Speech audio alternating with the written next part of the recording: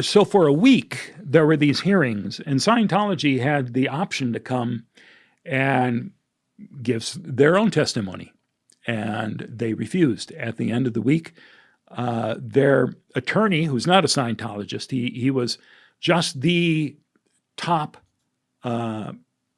criminal attorney in the city. They always paid, the guy who is the big hot shot, they'll hire them. At any rate, I mean, it's sad. What year did you say that video was? That was 99. Okay. So now you're like heavily involved in everything. Because we're at this point, obviously, you're now even going to city council. But between then,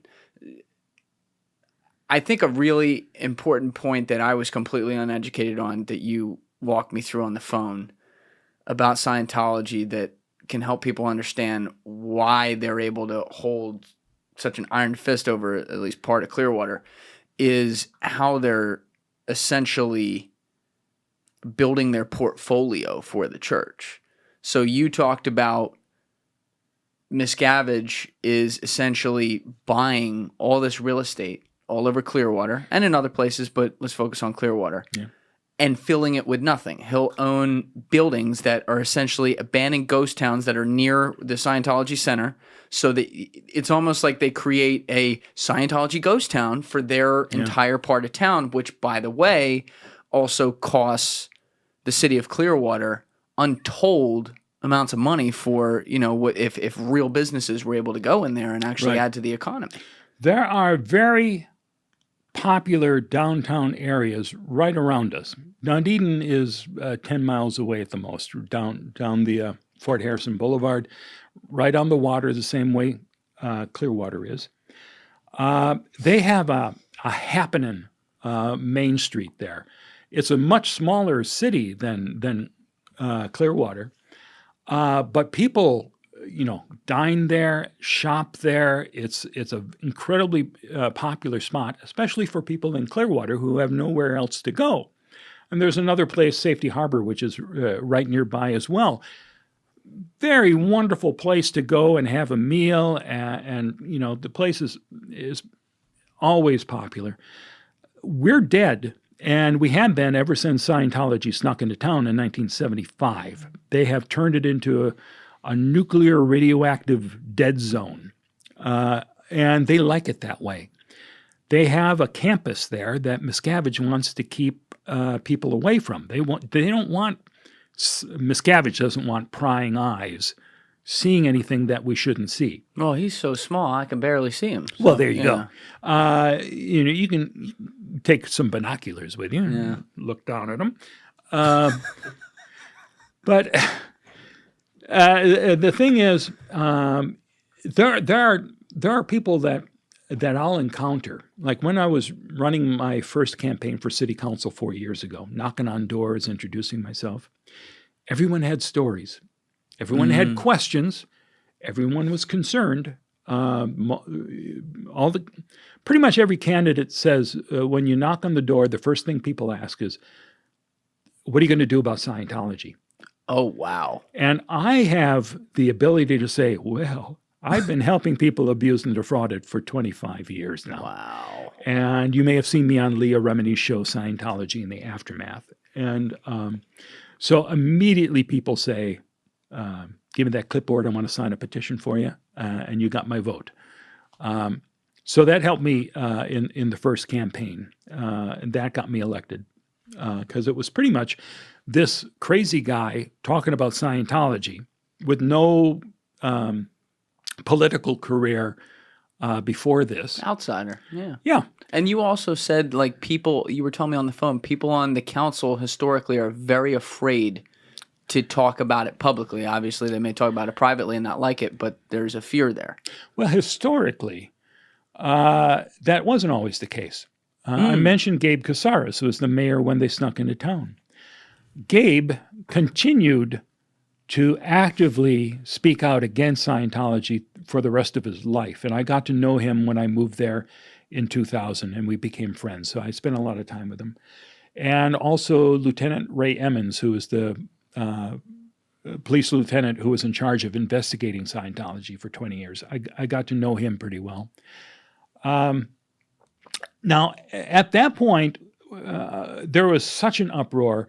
No one was afraid of taking on Scientology. Everyone on the council understood that this was a problem. And in 1982, after the FBI raids and all sorts of other stuff was uncovered about what they did in Clearwater, the city council held hearings in our council chambers for a week where they brought in an attorney who was representing a lot of people who had been former Scientologists or ripped off by them.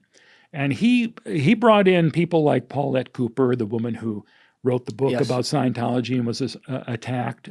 L. Ron Hubbard's son, L. Ron Hubbard Jr., he came to testify. When did he leave his father's care? They were working together in the 50s, and I think somewhere in the 70s they had a falling out. Hubbard Sr., who was in hiding at that point, Jr. tried to have him declared dead because there was no sign of him. So he went to court and tried to get this done, and then they faked. Well, they didn't fake, but they couldn't bring Hubbard forward because they would clap cuffs on him and take him away.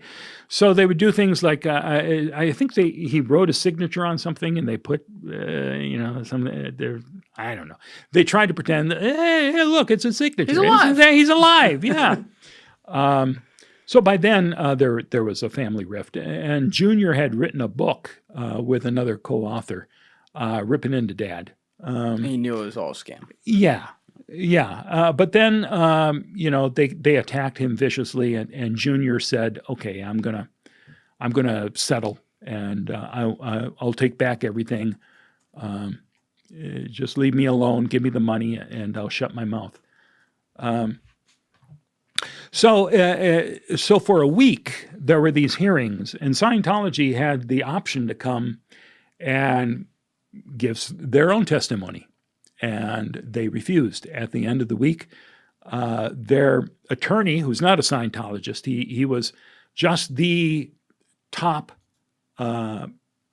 criminal attorney in the city. They always paid, the guy who is the big hotshot, they'll hire them.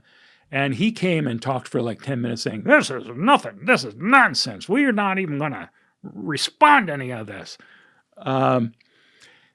I got videotapes of that entire week's worth of testimony, and I put that online back in 99, and you can still see it on that channel. So if you're interested at all in seeing what it was like in 1982 when no one was afraid on the council to take them on, versus now, that's what it was like. And unfortunately, over the decades, that faded away. Is that because more and more Scientologists settled in Clearwater, and because of the financial influence Miscavige has? No. Why is it? What it is this was a problem that Clearwater itself couldn't solve. So they went to the state officials. They went to federal officials. They said, we need help. And people on the higher levels, they said, are they going to come after me? Are they going to attack me? It's a religion. So no one helped.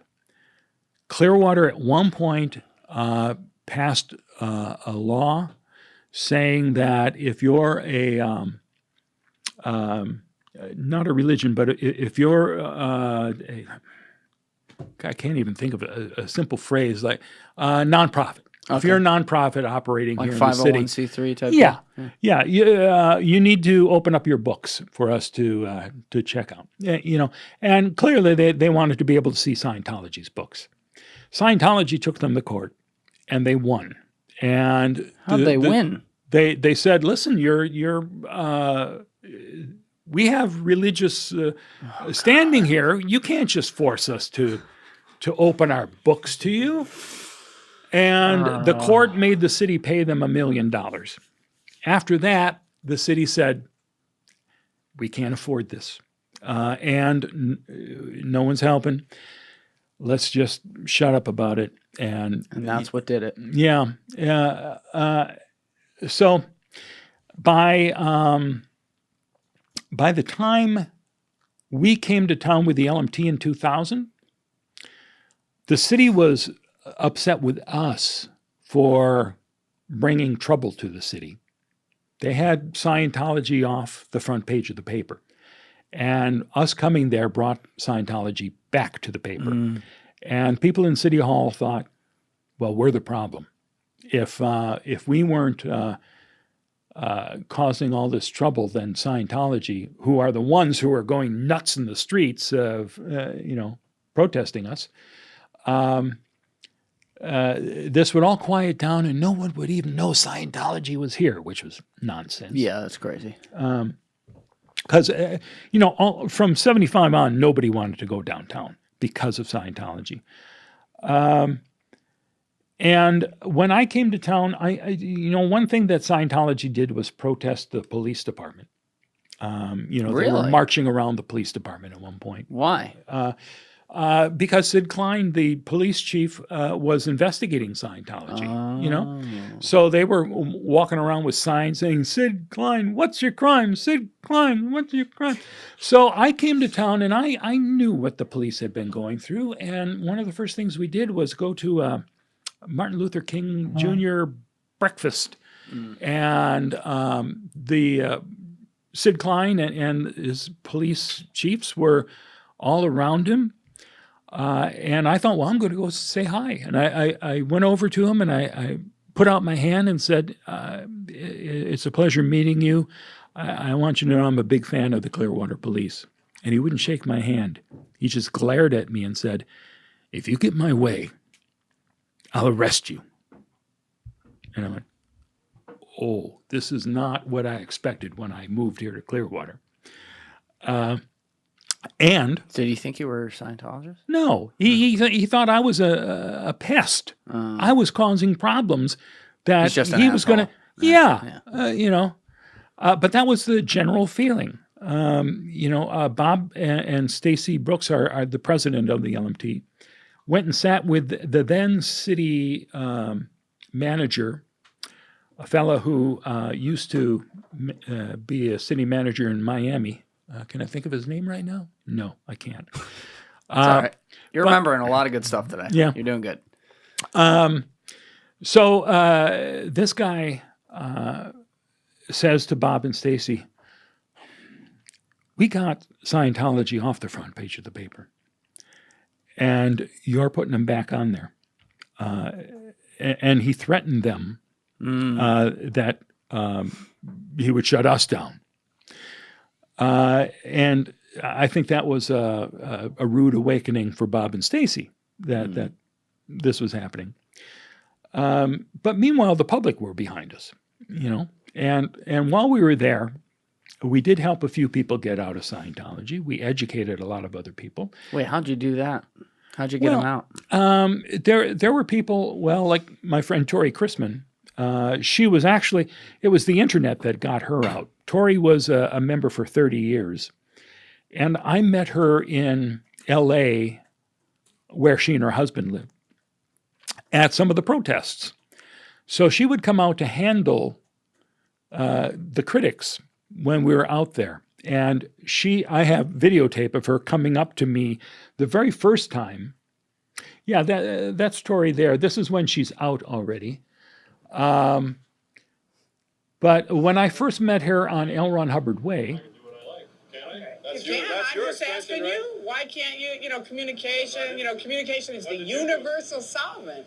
But it's not solving here. You'd say that you did something in Scientology, right? I was up to OT7. Right. So for 7 years. Apparently it doesn't matter, does it? It didn't work for me. And I don't know how other people didn't work.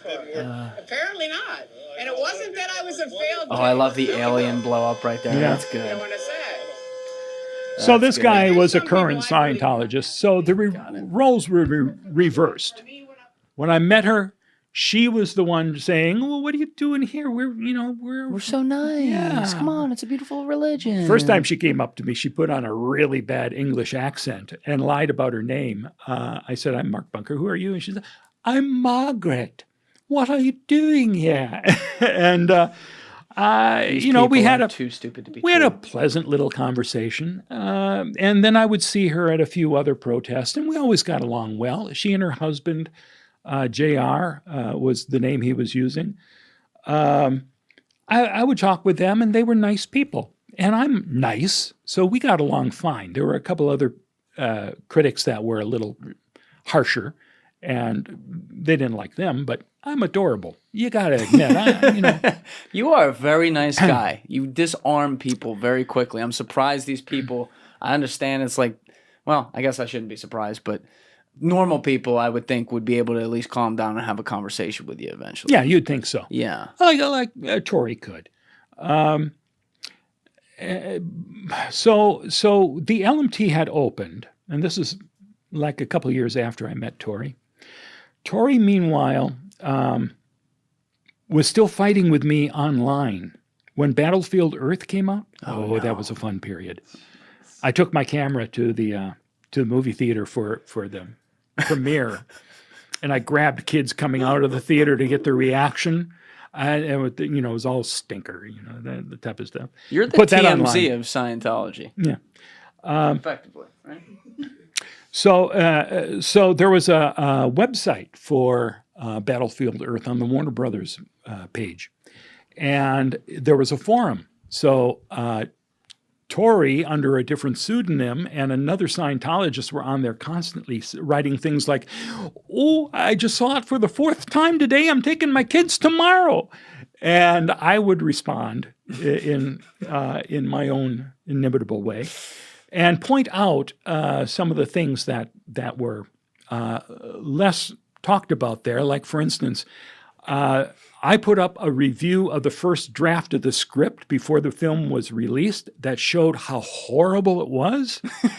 I reviewed that and printed it, and suddenly there's this remarkable rave for the movie from this other dude, and I went online and hunted down this guy who did the review, and it turned out that he had a bio on another site saying, and this year he's being paid to do publicity for Battlefield Earth by the Church of Scientology. Oh my So God. I would go onto the message board and put the link there and say, see, that's what it takes to get a rave review. You have to hire somebody to do that. And she'd get so mad at me. And I didn't know it was Tory until later. But she had had enough, and she announced online that she was leaving Scientology. And it was recommended by Andreas Heldo Lund, who had a website called Xenu.net, which is still out there. Andreas died just recently. But Andreas said, you should go talk to the people at the Lisa McPherson Trust. So Tory called us, and Stacy came in to say, there's this woman on the line who says she knows you. And she gave the pseudonym of the person who was attacking me on the message board, and I went, her? She's horrible. But then she put me on the phone with her, and I recognized Tory's voice immediately. You? I love you. And yeah, she was trying to strike an effective blow. It's one of those things that she didn't really hate me, but she had to stop the negative in theta, is what Scientology calls it. Thank you guys for checking out this clip. If you haven't already subscribed, please subscribe and hit the like button on this video. It is a huge, huge help. And if you'd like to check out this clip's full podcast episode, that link is in the description below or right here. And finally, you can follow me on Instagram and X by using the links in my description below.